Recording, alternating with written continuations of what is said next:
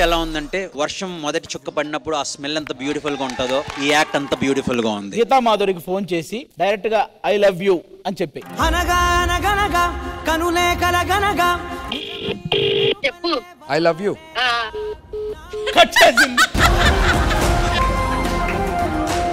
Phone వస్తుంది, ఒక్క నిమిషం ఫోన్ వస్తుంది. ఆన్ చేసి మళ్ళీ వెంటనే అదే చెప్పు ఐ లవ్ యూ.